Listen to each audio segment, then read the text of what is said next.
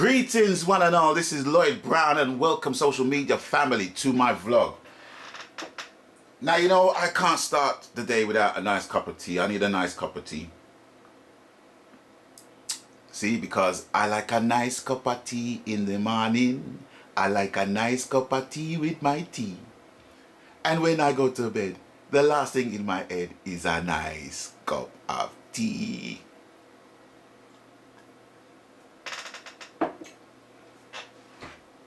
Tea has always been integral to me because it loosens my vocal cords and keeps my vocal cords supple. That's just me, okay? Might not be to everyone's taste, might not be everyone's cup of tea. Get it? Anyway, moving on swiftly from that bad joke, just want to let you know about a remix that I've completed now and really wanted to give you a breakdown of the remix that I've done. I mean, for me, it's not only about producing my own music, producing my own works, producing other people's works, but it's also about remixing other works from other artists that's already out there. And it's simply to enhance the artist's work. And I love that aspect of my work, to just enhance what other people are already doing. So this remix I've called the Lloyd Brown OG remix, and explanation for that will be more than evident when you hear the actual flow and the vibe and the beat of the beat. You know what I'm saying? So just want to kind of break it down. I'm not going to give you too much of it, but it's basically a remix of a reggae tune, of a lovers rock tune that is currently doing the rounds with a particular artist who I won't name at this present moment in time. But I'm going to break down the remix and how I basically applied myself to the remix. So first of all, the number one thing I try to basically just have locked down is the percussion, okay? So I'm going to play the percussion right now for ya. Right, here we go. Okay, now the important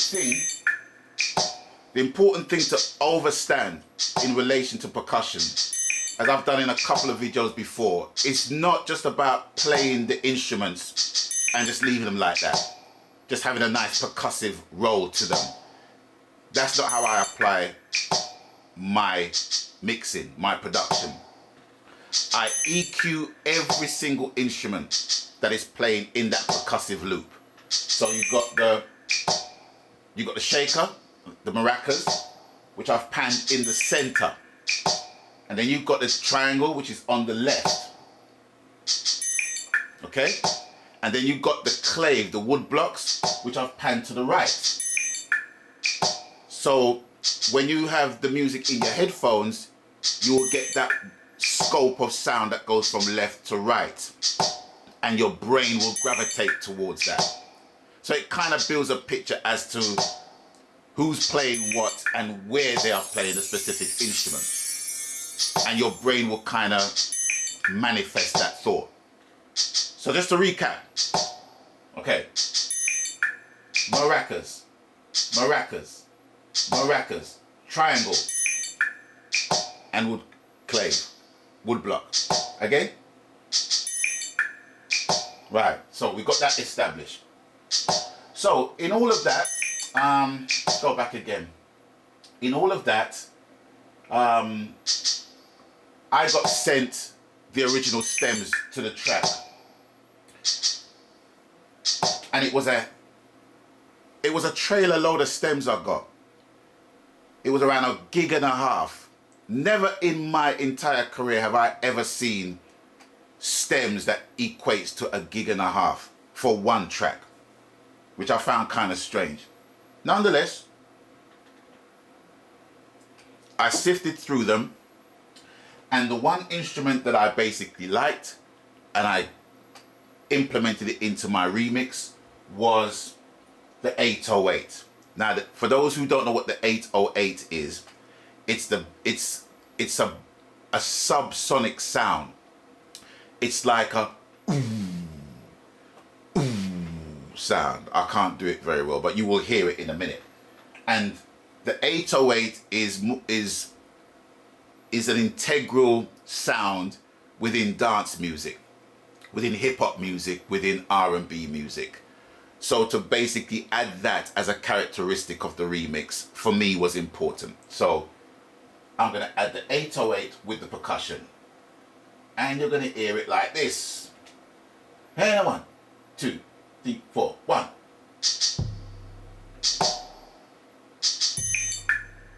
Hear it?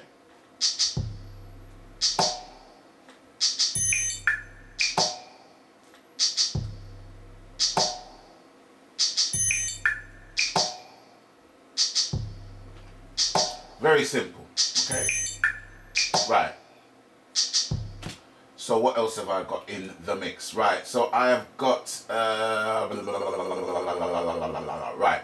So I've got a piano sound, a piano riff, and it's basically along the side of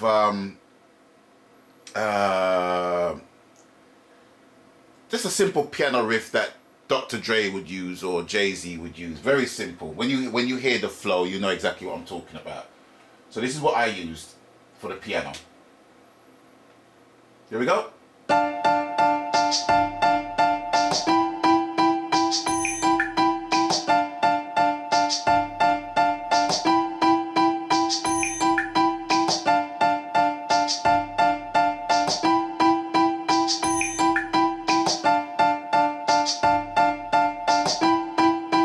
So already when you hear that riff, it's very reminiscent of what people call gangster rap or West Coast rap, right?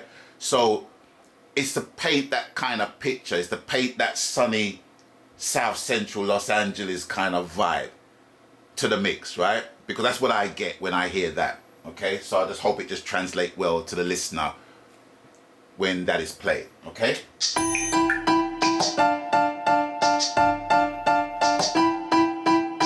Right, so for the time being, I'm going to take out the piano, and I'm going to actually bring in the groove. All right. So here we go. Let's start it from now. Okay. Okay. So we've got the hi-hat. So we're going to put the snare in.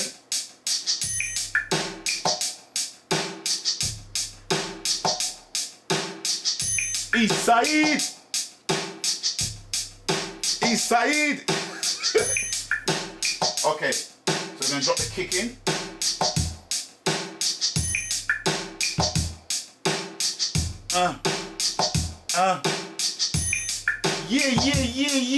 Yeah, boy!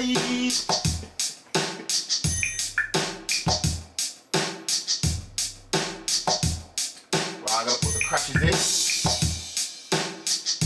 And then put all the toms in.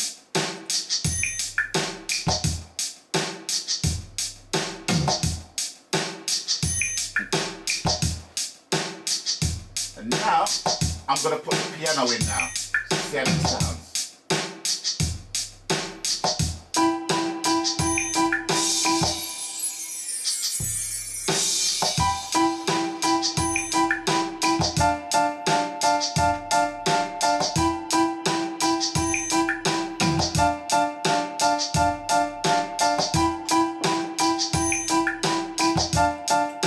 Right, so I'm going to take out the piano and put in the wah-wah guitar. Right, let's start again. So I'm going to put the wah-wah in, wah-wah guitar.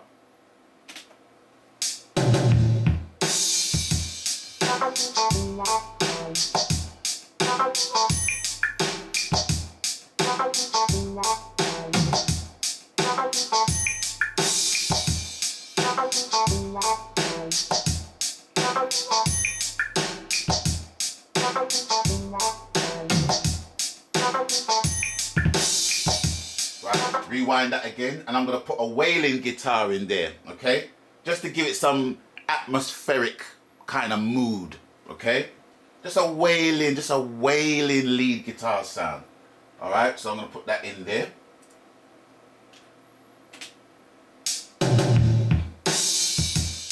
All right, it's not coming yet.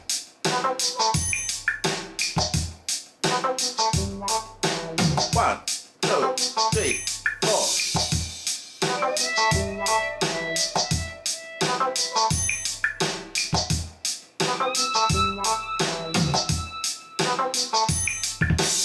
Okay, so we got that. So already you're kind of getting an atmospheric, spatial kind of vibe, but still centered into the hip hop of the day, as it were. So it's like a retro thing, but still bringing it in the 21st century. You know what I'm saying? That's the thought process behind anything I do, production or remixing. You know what I'm saying? Anyway, right. So what haven't we got here now that needs to be put in? Okay, so we need to put in the... Right, so I'm going to put in the piano. No. I won't put in the piano yet because you all know what that sounds like. That's going to kind of obliterate what's going on. And I need to put the little intricacies, the little seasonings in the pot first, all right? Before I blaze the fire. Right, so... so I'm going to put the pluck in. Violin pluck, okay? There we go.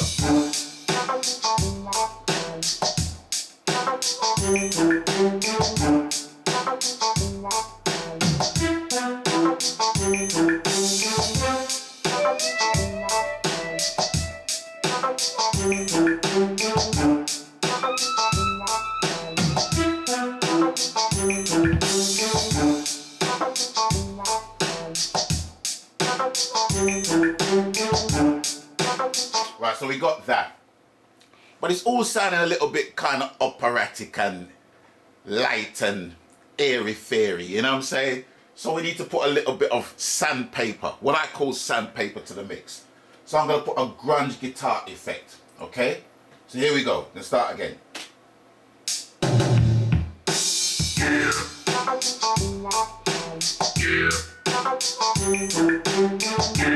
And that basically is a wah-wah talk box. It's what we call a vocoder, but it's given a more rougher edge, okay? It's very similar to what Roger from the band Zap, Computer Love, right, the way he used his vocoder, he used it in a sweeter context, but I'm using it in a more roughneck context, okay? So let's start again. Here we go.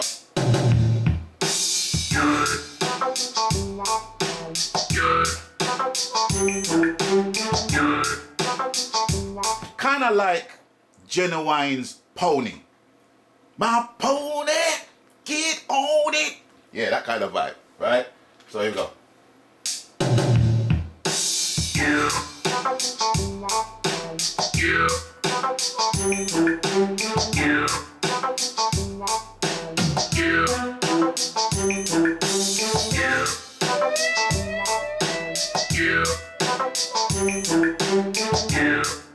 Right, let's get ready for the piano. 1, 2, 3, 4.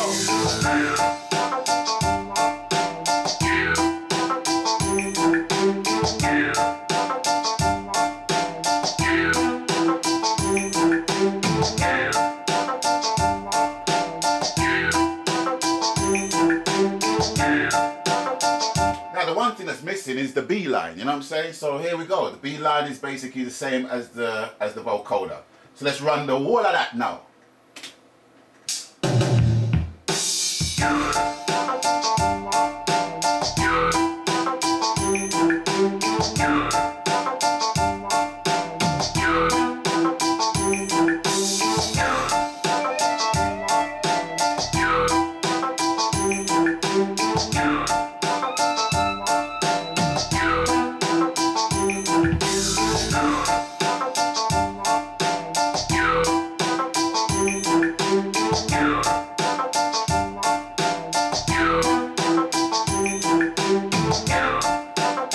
That's all I'm gonna give you. I'm not giving you no more than that. I'm spoiling you already. You know what I'm saying? I'm not giving you no more than that. Anyway, time is running and passing. 40 minutes gone now. So I'm not gonna add the vocals that are on there because you will get who is singing and what the song is called. So I'm just gonna leave it as a little bit of a surprise. Make you wonder who this remix is for. And I think you'll be pleasantly surprised, okay? So it's with that, I'm going to bid you guys adieu for now. And as always, thanks for watching. Thanks for stopping by. And please, people, know the coup. Please, people, abstain from foolishness. Even your own. Saying? So until I catch you on the next one, I've got to bounce. I'm Oski. Magan.